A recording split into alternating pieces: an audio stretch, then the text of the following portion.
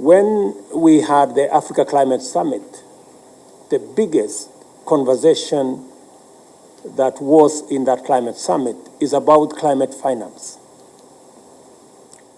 And it comes in different ways. Many of our economies, many of our countries are struggling because of the effects of climate change. Many countries are spending more mitigating the effects of climate change, whether it is drought, whether it is floods, whether it is mudslides. We're spending more money managing the effects of climate change than on health or food security.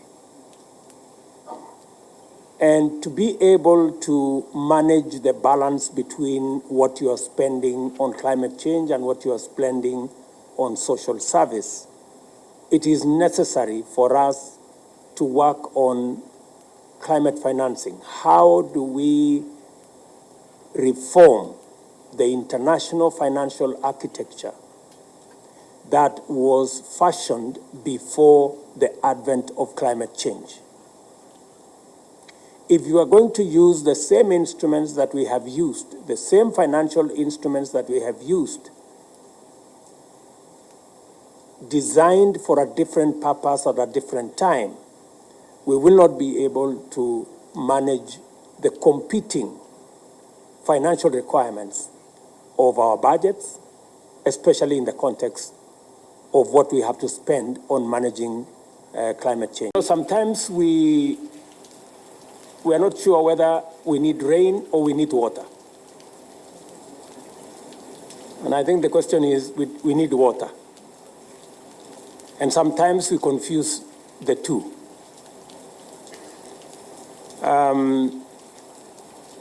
Kenya, for example, is 80% arid and semi-arid. Therefore, we don't have much of rain, but I bet you we have enough water. And so we have decided as a country that we need to make sure that our water towers, our wetlands are protected so that we can use them to collect, harvest, store enough water to assist us manage our food security requirements. And it is the reason why we made a conscious decision that we are going to plant 15 billion trees to protect our wetlands and to protect our water towers. Accompanying the restoration of our water towers and wetlands is a subject of soil health. Of course, as you are aware, degraded lands leads to soil erosion, leads to soil degradation, and therefore restoring these wetlands and water towers also speaks to soil health. In the first 1 year, we are planting 500 million trees, and we are nurturing 1 billion seedlings for the next year. The next item is water harvesting. We're building 100 mega dams because we realize that we need water. So whenever we have rain, we should collect as much of it as is possible. And that will speak to what our brothers and sisters in Tanzania are doing, increasing production under irrigation. Our plan is to increase land under irrigation from 600,000 acres to 2 million acres. It is our belief that by so doing, we will not only deal with the challenges accompanying climate change, but we will also enhance our food security. It is true that you cannot allow the illegal, unfettered use of forest resources if you indeed want to grow your forest cover. And fortunately for us, many of the forest areas are in our water towers.